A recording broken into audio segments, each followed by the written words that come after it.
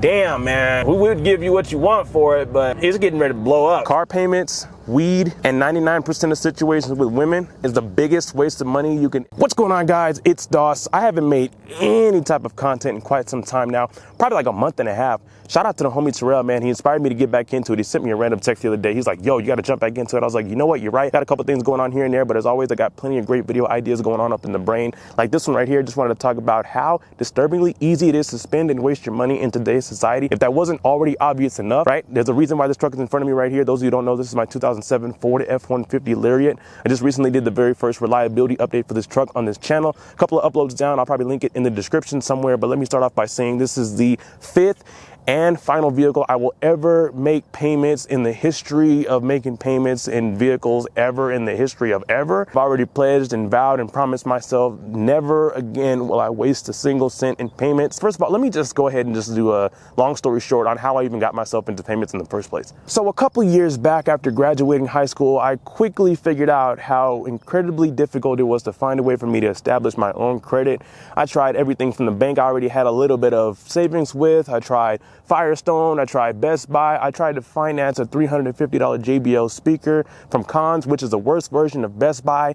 Couldn't even get approved for that, right? At the time I was working at a Ford dealership, I had a pretty cool, nice little bond with this kind of like a uncle slash grandpa figure of a salesman. One night I was just randomly looking at the inventory on the website and I seen this brand new car, 45% off the MSRP, 2019 Ford Fiesta sedan. Bam, me and him just made it work. Of course, I had to put a significant amount of money down on a car that was already 12 grand MSRP, but it's cool though. The original MSRP was like 19 grand. So a new car for 12 grand is not too bad in my opinion, at least at the time. The only thing about that was, since it was my first car and I was like 20 years old, finding an affordable insurance plan for that car was ridiculous. I remember the general tried to quote me like $860 for that car, man. Like what? Pretty sure like the interest on that car was probably like 58% or something like that. I don't even remember. That was my very first thing I ever financed. So I actually was able to get that car. From there, I pretty much just became an idiot. I'm not gonna lie. I think I put like 1,200 miles on that thing. Traded in for a 2020 brand new Dodge Charger at the time, 0 miles on it again, like a freaking idiot. I had that Charger for about a year and 12 months. I traded that car in with 3,000 miles for a 2022 Charger. After that, I was like, you know what, since I'm paying like this ridiculous amount of money a month already for this car, I might as well just convert it into a truck. And that's basically when I got that Ram Classic that I made a couple of videos on down in the channel probably like a year or two back.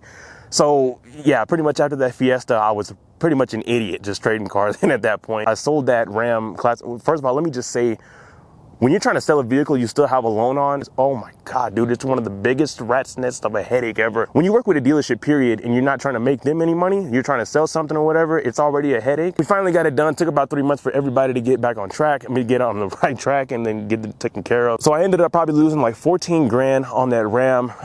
You know, not surprising. It is a Chrysler after all, especially with this state up here. I moved up north with a 2-wheel drive truck and they're not big fans of those anyway. So they tried to give me like not even half of what I still hold on that truck. So I went back down to the state where I got it from and got a little bit more money for it there, but still ended up losing about 14 grand because the car market is so trash. So a couple of months after that huge loss, I saw this truck online. It was at some used car hole in the wall dealership you'll find on the side of the road. So I went ahead and go check it out in person. It checked out pretty well. So I went ahead and purchased it for obvious reasons. It's supposed to be a backup from my 2005 Ford Taurus, daily driver, workhorse, grinder. And I used that car a lot. I made quite a few reliability updates with it, put about 21,000 miles on it in a year. So whenever that car is on vacation or in the shop or whatever, this is the secondary. And I also use this as an actual truck. I do have another truck, but that is my literal seed. So I'll probably drive it to Cane's or In-N-Out every 2 months or so. This one is actually being used as a truck, right? I use it to haul around my toys or whatever. It's already got its dents and its hail damage and scratches and its little faded spots and, you know, parts where the paint is already chipping up and stuff like that, but it still looks pretty decent for a truck, especially at night since I put all the LEDs around it. Some dry rotted tires right here a little bit, you know, but it's a pretty decent truck, you know, it does well, hasn't given me any problems at all. So let's get into a long story short type story time on about 5 days ago when I visited 5 total dealerships in one day trying to get the best offer for this truck, right? So the very first was an actual Ford dealership. It was like 7:30 in the morning, right? It was like the only salesman that was there. He's like, well, strictly selling a vehicle, not trying to trade it in or whatever, they wouldn't look at it if it had over 85,000 miles on it, dude. Never heard that before. I worked at several dealerships myself, obviously. Never heard that before, but hey, what a great excuse, right? So the next dealership I visited was the actual dealership where I bought this truck from. And what do you know? The dude that sold me this truck was still there, right? And this dude was consistent on wanted me to trade in. So after that, I went like not even 300 feet down the street to another used car hole in the wall dealership, such as the one I purchased this one from. And they made an excuse about the hail, man. They're like, oh man, dude, no, we don't really want it because of the hail. It's going to be a lot to fix it and whatever. Even though I literally bought this truck with the hail already on it. I didn't care about the hail because it already hails over here like every month. I went even further down the street, right, to another hole in the wall dealership. And they made an excuse about the differential. Probably give you like $3,500 for it.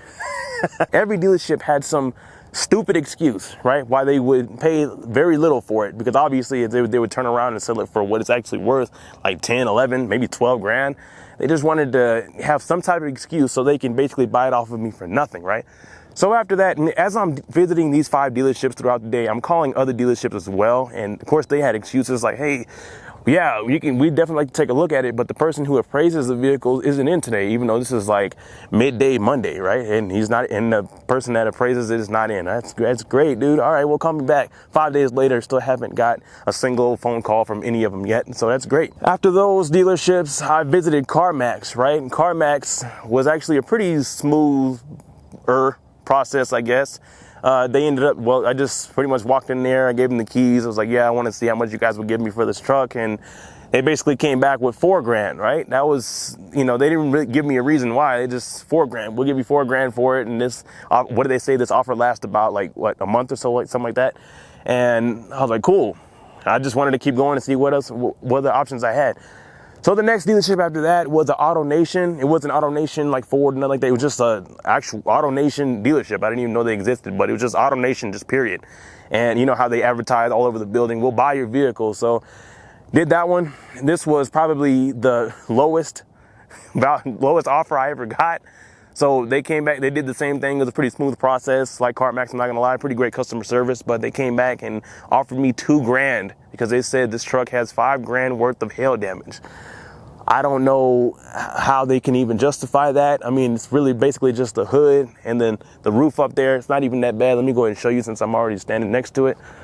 $2 grand. They offered me $2 grand for this truck, dude. So I was like, okay, great. I'm just gonna go ahead and leave now and just end the day on this note. Car payments, weed, and 99% of situations with women are the biggest ways you can waste money in today's society, dude. They make it incredibly easy for you to get financed or get a lease, you know, sign the papers and you're good to go. But when it comes to, you know, well, trading in might be a different story because they can still make money off of you. But if you're just strictly trying to sell your vehicle or just get rid of a vehicle, trying to replace this with something that's actually more useful, whatever, it's just going to be another vehicle that sits around. That's fine. But I'm going to show you guys around this truck right here, right? So you tell me if it's only worth $4 grand, $2 grand or whatever. A couple of the used car hole in the wall dealers that I visited that day, they tried to drive the shit out of this truck, but they really wanted to see if there was any problems with it. I said, there's no problems at all. Go ahead. I got the original window sticker, Carfax, everything. Do it. I have the folder. You guys see my previous tourist video, color coordinated folders with all the stuff in there. This is this one for this truck right here, red. You got all, look, here's the, let me see if I have the, oh, right here. Here's the CarMax, what they quoted me right here. Let me see if I can get that. Bam, $4 grand right there. Look at that. That's what they offered me, man. They offered me $4 grand for this. So you guys let me know right now. We're gonna do a little tour, a little walk around of this truck, and you guys let me know how much you think it's worth in the comment section below. Here's the interior, as you can see. It does have a few little dark spots, of course, but overall, very clean. I love the interior color of this truck. Like I had said before, I don't know if I mentioned this in the previous video of this truck, but these newer F-150 models don't give you as much color as this. Like if you wanted an option for a brown or tan, it's usually like certain spots of the door panel and, you know, the seats and stuff like that. They don't give you as much color as this. I love this like light brown type tan interior color. It's a lot. It's cool. I wish this was also the same color, but it's really nice. Everything works still just fine. Of course, you got a little bit of, you know, seat damage and right here. It's not that bad though. You know, everything works just fine. It's the aux cord right there. Here's the dashboard. You can see you got the original radio in there. I love that. Take a look at this side right here. Nothing wrong with it at all. These are some Walmart floor mats that I will end up replacing eventually. I just put them in there for now just to keep the carpet as clean as it is. As you can see, real nice carpet, nothing wrong with it at all. Door panels are great, really nice. I walked around the exterior in the reliability update and told you guys what I replaced on it. These are brand new headlight assemblies with regular beams and then the high beams and then the switchback turn signals right here. Also brand new fog lights with LED bulbs in there as well. Brand new towing mirrors right here. They have every single light works on it. You got the turn signals, the running lights right here that work, and then you got the lights up at the bottom right there that works as well. And then the spotter mirror is manual, and then of course the adjust out, you can pull it out like that. That's manual as well. And then this is power, of course. The original mirrors that were on this truck, they broke when I took them off, but the original mirrors, they were power folding. These are not, obviously, but you can still fold them.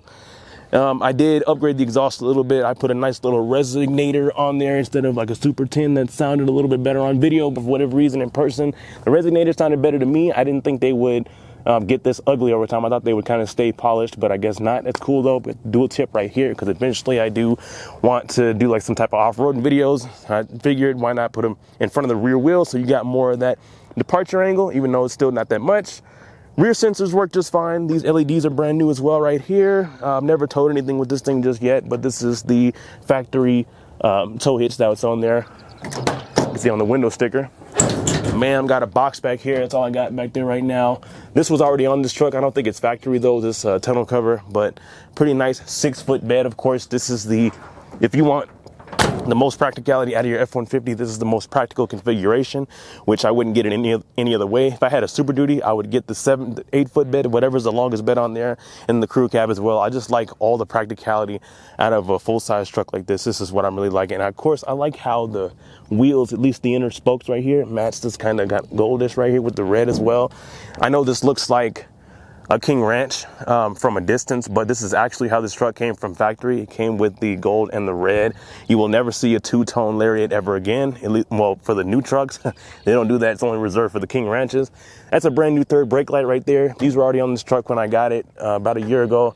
The bed cover and also those little bars right there. It kind of reminds me of a Chevy. I don't really like those, but they kind of match the factory running boards right here as well. Of course, the door code works. Man, unlock it just like that, and then 40, 60, bam, unlock it just like that. And then yeah, so we'll pop open the hood real quick, because I know you guys are still trying to decide if, well, let's just go ahead and say $5 grand. That was the highest offer I got that day from all 5 of those very generous dealerships. So this is the quote unquote piece of crap, extremely controversial 5.4 liter 3-valve V8 Triton. You know, I've heard about the spark plugs, you know, the valves and all that stuff. Whatever happens when the time comes, you know, if I'm ready for another truck or if I'm just gonna put another engine in this one, it is what it is, but no more car payments, period. On the drive, it's smooth. Look at that. Sounds smooth, sounds great. AC works, heater works. Everything is perfectly fine. It hasn't given me any problems yet. And if it does, I'll probably just end up sticking with it, just replace it as well. It's perfectly fine. There's nothing wrong with this thing. And they try to find something, but they couldn't even do it. Let me show you guys something that this truck already had on here when I bought it a year ago, right? It's from Ford. Check it out. Look at that, dude.